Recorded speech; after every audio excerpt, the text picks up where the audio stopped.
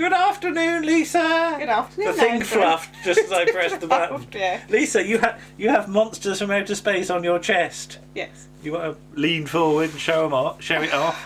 There you go.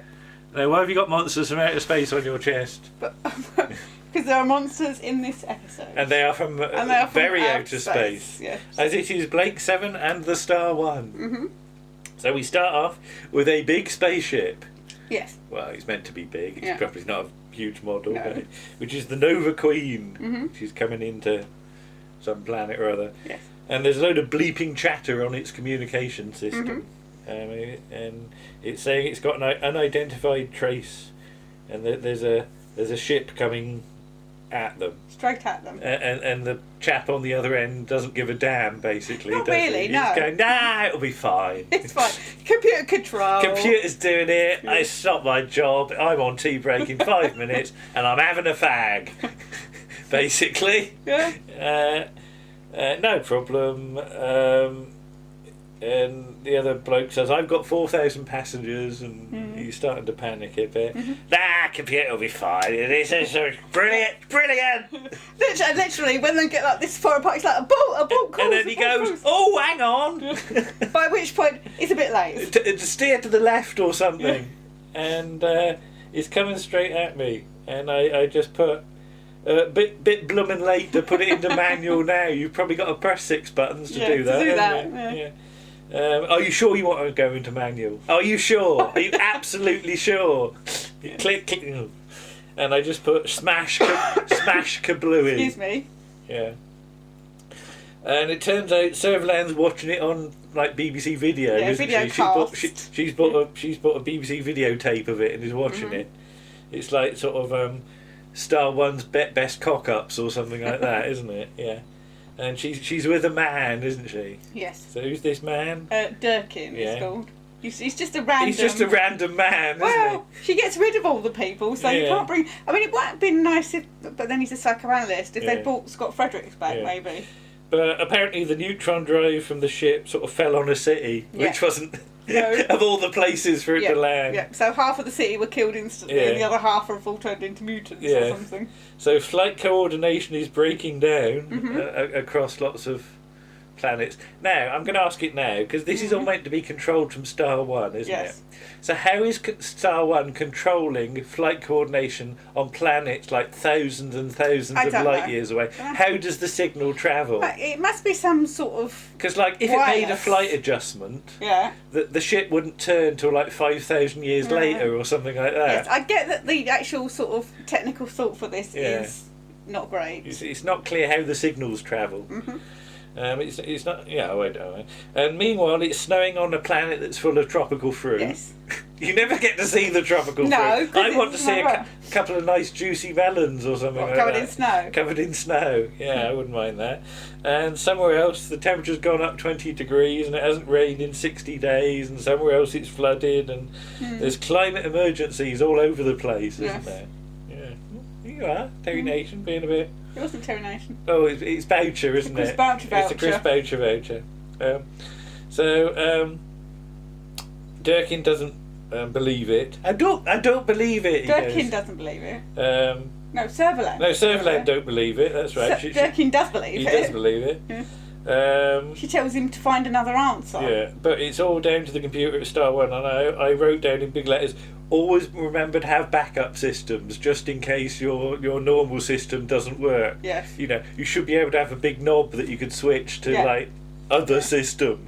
Yeah. You know, you just don't And not have it at the place where the first system is. No. You have it somewhere else. Yes, that's right. Yeah. So that it's separate. Yes. So that, as in the case of this episode, if there's something going on... Because what happened when all your payment systems went down? Nobody could pay by card until the system... Until the system went out. There was no other system, was there? No. Because I've heard about stories of like people at garages where the whole system's gone down and they just have to sit there till it comes back again if they've like halfway filled up or something like that. And yeah, so always have backup systems. Always. But the thing about Star One is it's so secure, nobody knows where it is. That's useful, and that's isn't it? stupid as Yeah, well. yeah. And I said, What about when the space bins lorry comes round? It doesn't know where to go, does it? You know, if it's like sort of reversing, you know, beep beep beep, and they're going, "Where's Star One?" It's put its blue bins out, but I don't know where it is.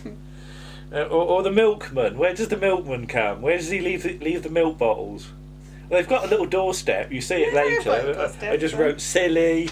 Yeah, it's a great dramatic idea, but in practical terms, it makes zero sense. Yeah. Meanwhile, the Liberator's gone to some coordinates that they got off of last week. No, they're going to. Well, they're on the way. Blake's got them on a little holdy up see-through thing, hasn't he? And he's going, "Oh, it's there," and there's nothing there, and it's all a bit vague. Yeah, because because I reckon they didn't transcribe the coordinates right in the end. I bet they slightly forgot what the last 2 digits were. Yeah, or so they got they were slightly out. Yeah, so I told them they should have took a pencil last week. And I said, well, just look out the window when you get there. You know, you'll probably be able to see it. But it turns out it's like for the edge of the galaxy. For the edge of the galaxy. It's sort of at the edge of the galaxy.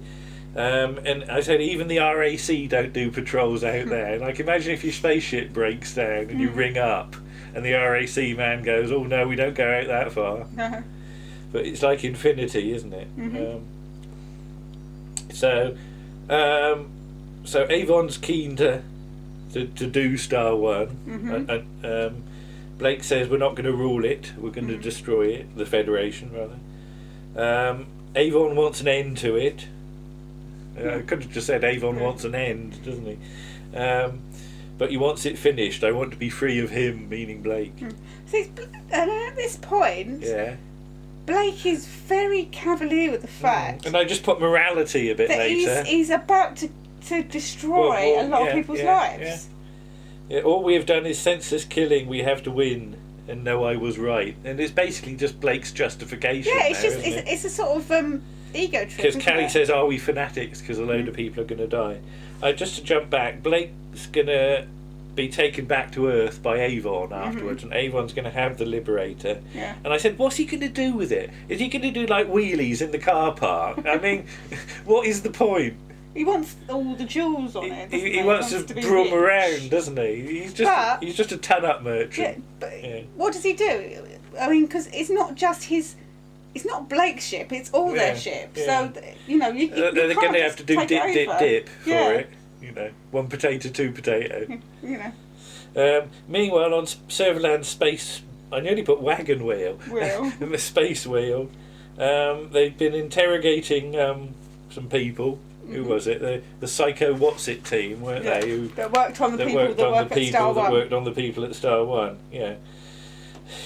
Yeah, how all this works, I don't know, because the people that go to Star One have to be psycho manipulated. Yeah. But if the psycho manipulator people happen to hear where Star One is, do they have to be manipulated? Yeah, because that's what Lurgan and Dockley do, don't they? They have to operate on to take all those memories away. Yeah. So yeah, it's all a bit it's all a bit many people it's a bit holy, isn't it? There's too many people involved. Yeah. Somebody somewhere's going to let the secret out. Durkin comes in and he's frisked by the guards, isn't he? And does he like it? I'm not sure. Really, he doesn't look that happy. He's been asked to a meeting of the High Council or something, and he's not the High Council. No, the High Council. There's a council. You come in, and you go, "Hi, High Council." I think Peter Miles is. Oh no, he got killed, didn't he? I don't know who's left. He's Mavic Chen's still knocking about, or not? I can't remember. But he's got to go. But Space Command no longer recognises the president. What, they've forgotten what he looks like? No, they don't recognise his authority. Yes. And basically, Serverland's now in charge, or will soon be rapidly, as she's arresting everybody who disagrees, basically. Yes. So it's a bit of a coup, isn't it? It's a bit of a coup. A coup. Yes. I always used to think it was a coup, but it's a coup apparently. But she says someone's trying to destroy the Federation. Then she's got some sort of like holiday snaps of people. Well, they're not. They're like they've been took in the photo booth, haven't they? Where you put your 50p in, and One of them he recognises. It's the lady, of course, because he knows the lady. I love the way you say 50p. What? It might have been 50p then. It's not 50p now. It was probably less than 50p then. Yeah. But it's Lorena, isn't it? And she was like hoo with Durkin. They were friends, yes. More than friends. Yes. Yeah. So yeah, she's on Star One with the team, and they're going to spend the rest of their lives there. Yes. See, again, that shows a deal of fanaticism, doesn't it? But do they get replaced when they get like pension age or when something? they get too old, yeah, they'd have If they got to ship out another load, so they got some more in waiting. Or perhaps somebody's not thought that far ahead. Yeah, okay. And they were screened and conditioned very carefully. So yeah, the psycho manipulation team have been interrogated. That hasn't done a lot of good. Durkin offers his personal congratulations, Madam President. Yes. He's getting in there. He's quick on the uptake, yeah. And where's Blake and crew? Dunno, basically. So mixed to Lorena on Star One. That's quite a nice thing. You go from the because she just happens to be standing in the same position. Yeah, well, they get her to stand in the same position, don't they? But did she like that photograph so much she keeps on like reenacting it? Yeah, maybe. You know, thinking. I'm not quite sure she did that, but still. looking at me pouty face. Right, okay. Mixed to Lorena, who she meets a man called Stott, and it's not clear whether he's Donald Stott or Davy Stott. He is a happy space fella, and he's got his laser probe out, and he's probing. Right. He's started probing. Okay. He's looking for his marzipan in space. And basically, she accuses him of suspicious behaviour. I don't know what he's been up to. Perhaps he's nicked her marzipan. Yeah. Was it been tampering with the systems? Is it him or her? I can't remember who accuses who of tampering. She said she just checked that, and he said that's why he's checked it. Oh, and he's accusing her of doing tampering, stuff, and she's accusing him. So at this precise moment, you don't know who is... Who is whom. Who is who. So she gets her blaster out and is told to put her gun away. And basically she runs off, doesn't she, when some other sorts come in, don't they? Yes. And who are the other sorts? Anybody notable? Well, there's Gareth Armstrong. Gareth Armstrong, that's about it, and some others. Yeah. But apparently she is the last one. What can she do on her own? The last one of what we ask. Yes. Yeah. So she runs into a control room and hides in a grill, doesn't she? Yes. she hides. She basically hides in the ventilation shaft. And nobody thinks to look there. So the Liberator, there's note on the detectors until suddenly there is something on the detectors. Well, they just couldn't have cut like a minute later. I don't see a lot of the point of that scene is apart from padding it out. And there's a small white dwarf outside. He wants to come in. No, sorry. And there's a single planet in orbit round it. I said on the edge of the detectors, which much the detectors. That's easy for me to say. And I said I'd get some new detectors because if you look out the window, you can see it. Yeah. Because there's a shot of the Liberator and it's a really bright star, and as white dwarfs go, that's really bright. I've been past a white dwarf, and so then the party is going to go up to the surface and have a look, have a scout round the back, and can we revert to ourselves or something? Well, no, because we can't afford it. And so she comes out of the grill, props it up in the middle of nowhere, and then is surprised when it falls over and makes a noise. Yes. And I just put that, which nobody hears, and that was cack-handed, wasn't it? So what then? So then she shoots a man, and something happens to him, but you don't quite see what it is. But she pulls a face because it's unpleasant. It is. Do you want to pull a face? No. She goes like that. That was my acting. Okay. Right. The atmosphere is apparently breathable but cold. And for a planet in orbit around a white dwarf, that was really lucky. I couldn't say dwarf then. I'm spelling it like in The Hobbit, a dwarf. They can't spell it in The Hobbit. I'm really lucky that it's a breathable planet just there. Too lucky in my book, hey. So Callie's got to go and find a door with entrance written on it so that they can beam in. Yeah. I like the way that they'll only go in the indoor, they won't go in the outdoor. Well, you can't go in the outdoor. People try to work the whole time. Well, You exactly. can't go I'm in the thinking of outdoor. people going in with their shopping trolleys. Yeah. Because they're always really surprised Yeah. because the door only opens from Wrong way. inside the shop. Yeah. So you can go out, but you can't come in. But if the doors are open when you're trying to come in, you can come in. But I'm waiting for somebody to get stuck in the door one of these days. Avon's been doing his sums and has well, and you can't have realised that the next large galaxy is Andromeda, because if you work in space, you'd know that. You know, that's like you not knowing the next big town is Bournemouth. You know, I mean, it's stupid, but there's a load of intergalactic. Now, bear in mind that Andromeda is 2.2 million light years away, which is a long, long way. So yeah, it's not just like nipping down to the shops. Not that you're allowed to nip down the shops at the moment. And in intergalactic space, basically, and out there they detect thousands of satellite generators beyond Star One, an antimatter minefield. But was it developed by whom? Is it to keep mankind in or something out? So who built it? Did we build it, or did personages unknown build it? Well, I think they come to the conclusion that the Federation. Well, no, they soon work out it was the Federation. It must have taken them because it's got like years. "Made in the Federation" stamped on the back of it or something. Yeah. So I'd forgotten there was quite so much filming. I'd always thought this was all indoors. This one, but it isn't. There's more outside. You stuff, see some I think. You see some surface thing, and Lorena goes past and leaves her entrance open, doesn't she? Yes. So for everyone to see, basically. Yes. There's a little trick. And then she finds some bodies with eyes, I put, in a cupboard. Because they're all like up on shackles, aren't they? Yeah, they're all sort of strung up, and they've got white contact lenses. milky eyes. Yeah.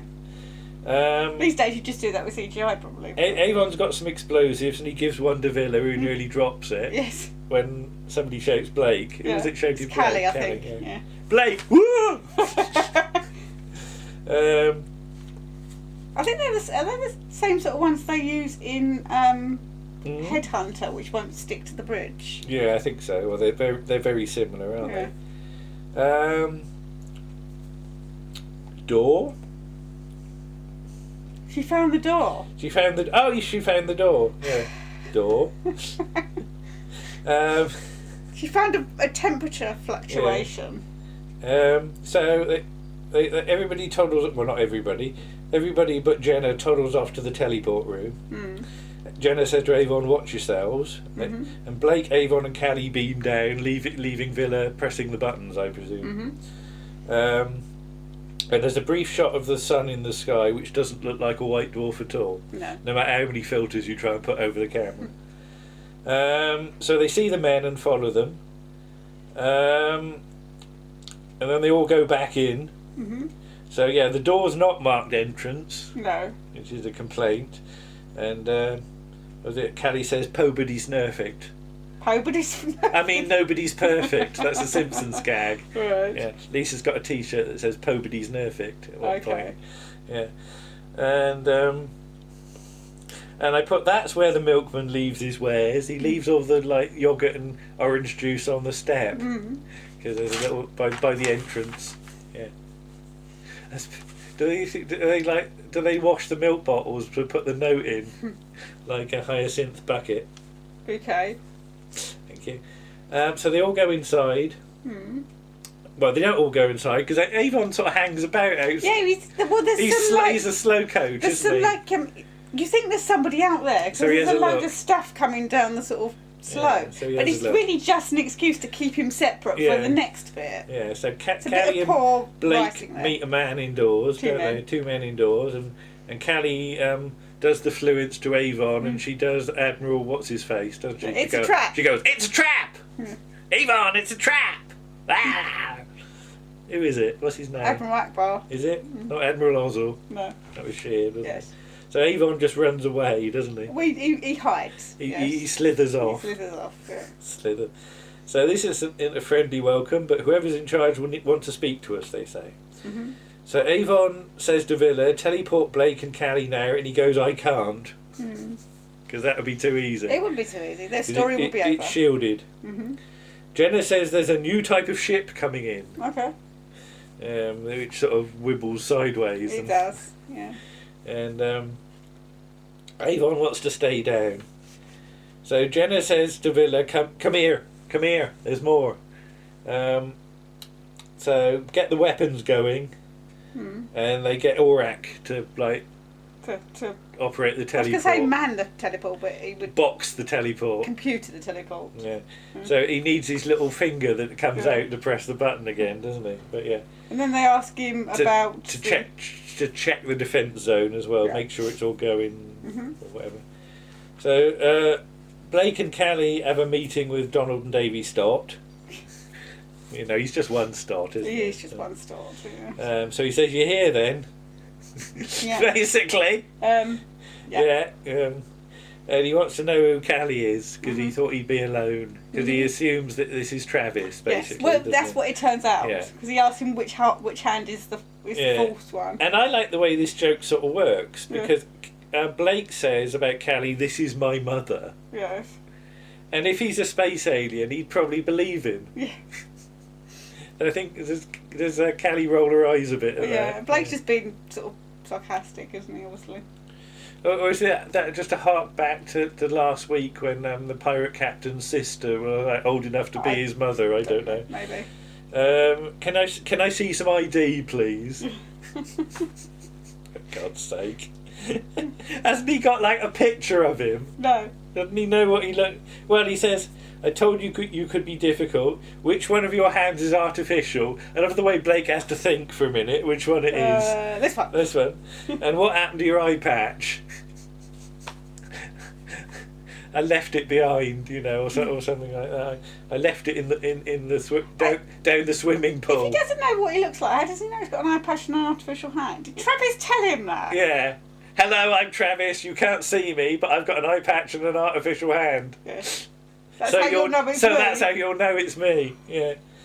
Oh God. And then a mysterious robed figure is like crunching about outside. Yeah. Who could this be? Yes. And I said, "Is it Mr. Pastry?" No. "Is it Freddie Parrotface Davies?" No. "Is it Travis?" Yes. And thinking about it, you said to me, "What's he wearing? Is he wearing a robe?" And the thing he's wearing is like the thing that Colony South wears in an overall hoodie. Sort of a big floaty. Yeah. So floaty thing. Floaty thing. Well, it's not floaty, it's more swooshy, isn't it? Swooshy, yeah. So Avon says, "Hello, Travis, how are you?" Yeah, got his gun. Talk or scream, Travis. Yes.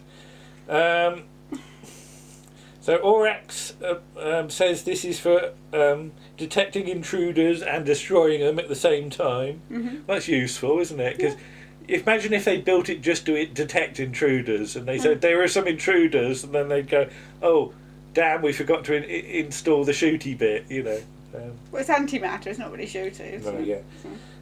But Aurak says it's controlled from Star One, therefore it's human, built by the Federation. Yes. Then they start to worry about hordes of hairy aliens. I like the line about there's no reason why aliens would be hairy. Villa says there's no reason why humans would be hairy. But, I just think he should put a little wig on Aurak at that point and say there's no reason why Aurak shouldn't be hairy. So it was built up over time, just as a precaution. But maybe there was contact in the past, either in physical contact or a message. So they turned the battle computers on. Yeah. Love the way they always come on first time. You don't have to like reset them. No, they don't freeze. Yeah, old buggers. Control, Alt, Delete. You know. So some men whisper in a corner, don't they?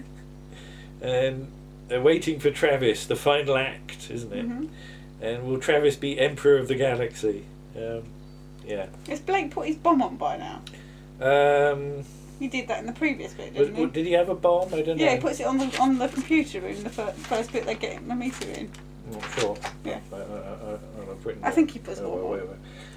It's quite important to the plot. Yeah. So he's the next sentence is actually set bomb for 1 hour. Oh, okay. So they've got some bombs, haven't they? That they're going to put in various positions. Yes. So Callie plants a bomb, and Blake plants a bomb, and everybody plants a bomb, basically. Yes. And I wrote about Travis. Where did he get his robe from? Did he go down like Robes R Us and get it? Because I assume like he's not skilled with a needle and thread. No. Travis. Perhaps his mutoid did it for him. Right, sat there and did some sewing for him. Well, you don't see his mutoid. Isn't he acting alone now? I don't know. Or is his mutoid? Perhaps he went to the cloak shop on the way. Cloak shop. Yeah. And got fitted up by like sort of Mr. Granger or something who told him it would ride up with wear. Yeah. And now let's get this up. So Travis and Avon go indoors. Then Avon meets Lorena because he hears a noise. Yeah. And then Avon is bamboozled by Travis's clothes, isn't he? Such a badly. Because Travis chucks his robe at them, and Avon sort of gets all tangled up in it, and then Travis runs. Really and Travis runs off. He's going, it's a cloak! I'm scared of cloaks. I remember I used to belong to an amateur dramatic society, and I did a piece once where there was this poem called about a wrestler, and I was meant to be his assistant, and it ended with him throwing his cloak over me. And one of the times he did it, it didn't quite land, so you had to pull pretend. You had to pull it. I had to pull it over myself. Cloak. Oh, you should have said that earlier. I could have got me cloak, and you could reenacted that. Yeah, that's why I didn't say it. Okay, so. They see the dead biddies, don't they? But she says they're still alive out there walking around. So Avon zaps one when it walks past, and it turns into a green pizza which steams and throbs. It turns into like a load of sulfaga, you know, like the stuff you use to clean your hands. It's all sort of green and gungy. Unfriendly and difficult to love is Avon's thing. So yet again there's no Tom the detectors on the Liberator until suddenly there are loads of things on the detectors on the Liberator. Aren't that good? No, we just keep cutting to them too early. Oh, right, okay. It's just the way they... It's just like structured. Yeah. Are they meteors? If so, they're big ones. Very big ones. And slowing down. Yeah. Jenna, says Villa, let's run for it. There's at least sort of 40 blobs on the screen, aren't there? Yeah. So cut back to Blake, and the nasty aliens, which is what they are going to deactivate the defence zone, aren't they, by pressing some buttons, basically. I love the way the whole defence zone has got like 5 or 6 buttons to turn it off. So why are you doing this, Travis? Why are you giving us the means to eradicate humanity? I don't like crowds. So then Travis runs in and zaps Blake, doesn't he? Yes. And this stupid exchange. You are Travis? I am Travis. And then he looks down. Then his name is Blake. His name was Blake. I just imagine that written in the script and them laughing at that. Avon does some more zapping. Yeah. Right.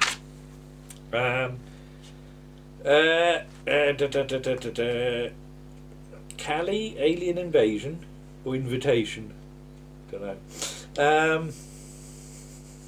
So she wants to know they want to know from Lorena about all the defence bits. Yeah, where the bit is that turns off the defence. She can't tell them. No. She's been programmed not to. She's been programmed not to. She'd start to say, and then her hand would, and she'd just go. No, she can't even get that far. She can't even start to say, can she? So Blake's in the corner having a snooze, isn't he? He's propped up against a wall. And And so they do the last connection, and. Well, Trevor says, "My one regret is that they never know who done it." Yes. Well, they could probably guess.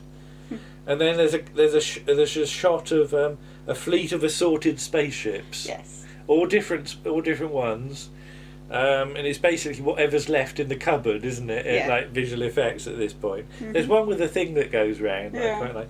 But if this is a fleet of assorted spaceships, it's very ramshackle. Yes. And it's almost as though because we assume it's the Andromedan space fleet, has all been like they've got it from like the scrap merchants or something like that, or like all the local villages have built a spaceship on their own. Yeah. Just scratching nose.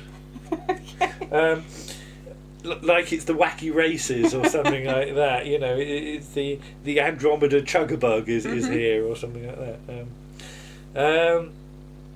So what to do? Says Jenna. give the alarm and tell Serverland. Yeah. Sorry, what were you going to say earlier? Nothing. I've forgotten. I can't forgotten. So use ORAC to tell the strategy computer at Space HQ.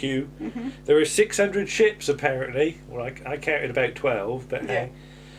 Give the coordinates. ORAC is huffy and doesn't want to do it. Like, no, I've got better things to do. I'm not just a messenger. Yes. So they're pressing some knobs to open the way for the fleet. We get the line about the final act.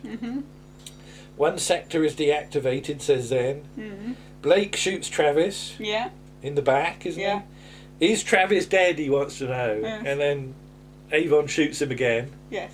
But there's a lot of other shooting going on. Yeah, there's a load of other shooting. And he falls down a round thing, which just happens to be in the middle of the set and doesn't have a cover on it. And as Nick once described it, he falls down a Magimix. A Magimix. Which would have been okay had it not been spoiled on the trailer. What this thing is supposed to be, and why they haven't got a lid on it. It's just literally there for somebody to like, did the lid was the lid there like an hour ago and it got dirty and they had to go and have it cleaned and they don't have a spare lid? So he falls down it and it sort of zaps him, doesn't it? And well, you say he falls down it. A stuntman falls down it. Yeah, right. So so they can't blow up Star One now because the Federation needs all the... Well, humanity needs... Humanity needs all the gumption it can muster. So now Callie's got to run around and get all the bombs. Yeah, now, you know those bombs that we set? Can we go and get them all and turn them all off again? And they can't turn them off. They've got to get them and take them outside and throw them. So at Space Command... That's a bad design. Serverland gets the message and immediately starts mobilising the troops, doesn't she? So all ships... to go. So there's some faffing about with the bombs. There were 3 left and 2.5 minutes. You know. Yeah. And then Blake realises that he's stuck another bomb. There's another bomb. So Blake wants Lorena to go and get it, but doesn't quite tell her where it is. No, it's on. It's in the room and it's on the side of a thing. Yeah. But he doesn't say which thing, and she has to faff about trying to find it. You know, he could have. I don't know. He could have been shouting like warmer, colder. Oh, you're boiling. You know. I don't know. Avon and Kelly do some running. Yes. I love the way Kelly has to run right up to the top of the hill and chucks it over an edge. And I mean, wouldn't it be faster for Avon to do it? And I'm like, just throw it away from not from the door, but all the way up the hill. Good job there was an edge, wasn't there? Imagine like they were all in a thing and she chucked it up, it rolled all the way back down again. Oh no! But Lorena finds it and then some of the nasty men are there. Yes. And then I just put kablooey. Yes. As everything explodes, doesn't it? Then there's some ships sort of say to Serverland, we're on the way. There's the Galileo and the Beagle and what have you. Avon promises to fight off the fleet for Blake. Yes, to the Federation. So Avon's going to beat off the aliens rather than Blake, who normally gets to do it. So that they start edging up to the gap, don't they? You don't see the rest of them like all clustered, all queuing, do they? You know, tapping their feet. You know. Do they have a ticket system? Do you think like Gap now serving number 68? You'll have to take a ticket and go through one at a time. It's like waiting at Argos. You know, no serving. So Villa suddenly goes all serious for the rest of the episode, doesn't he? So for the last 2 minutes. Yeah. Villa's thing. And then Blake wanders in. Well, he sort of staggers in, and I say he's wearing the biggest Elastoplast in the world, isn't he? It's just his thing that's big thing that's binding his arm to his body to help him heal. It doesn't look terribly medically helpful to me, but hey. Space medicine. Yeah, is it? Avon, I have always trusted you from the very beginning, says Blake.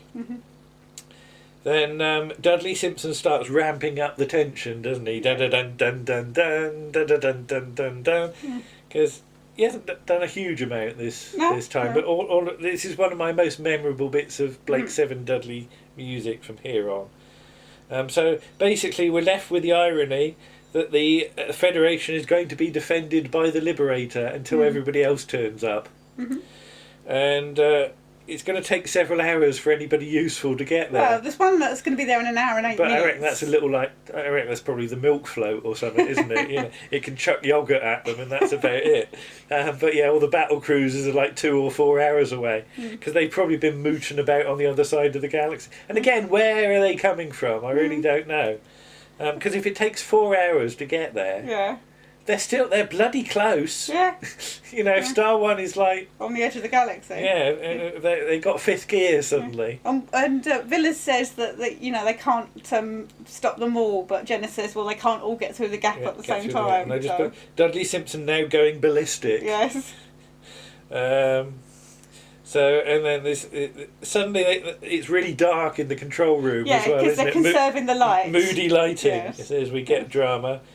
And Avon, this is stupid. When did this ever stop us? Mm-hmm. And basically, fire. Yes. Presses the button, and I think the control panel winces a little bit when he presses it. But that's a smashing little final scene. Yes. I always like. Sometimes when I used to have it on like pirate VHS, I'd watch that scene and then rewind it and watch it again because it was the best bit of the episode. How many kids at that point went, no! Because they've gone into a cliffhanger and that's the end of the series. And I have to say, at the end of the 3rd season of Star Trek does go a bit like that, when they're going to fire on the Borg, isn't it? And you got the best of both worlds. Best of both worlds, yeah. And that I just wonder if somebody if that's influenced by that, yeah. They would. That's the thing. The Star Trek people never admit their influences. Because we all know that the Borg are just the Cybermen. Yes. And I just wonder whether somebody watched Star One and liked this scene. There's no director credit because it's Maloney doing it on the sly, and I always imagine that he did do it on the sly. He put a different hat on and sort of held a cloak up to his face and pretended to be. No, I'm Mavid Deloney. I'm not David Maloney. I'm Mavid Deloney, but I'm the director. Yeah.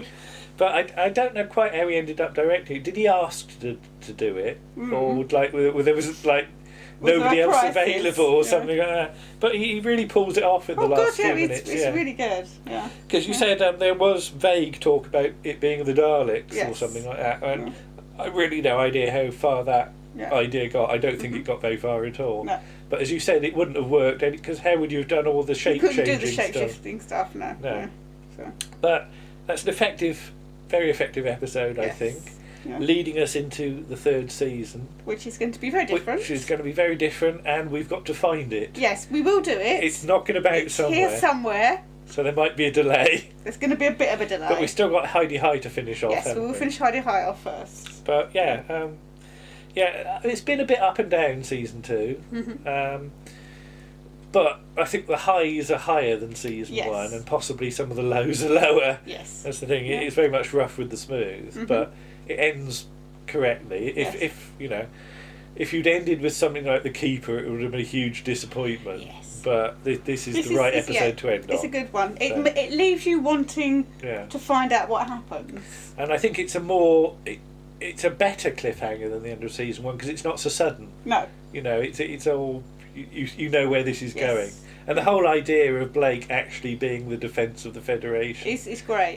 Is nice. Well, technically, it's Avon that's the defence of the Federation. Yeah, Blake's gone off to heal, hasn't he? And he's with his healing plaster, sling thing. Okay, well there you go. There's Star One. Yes. See you soon. Okay. Bye-bye. Bye.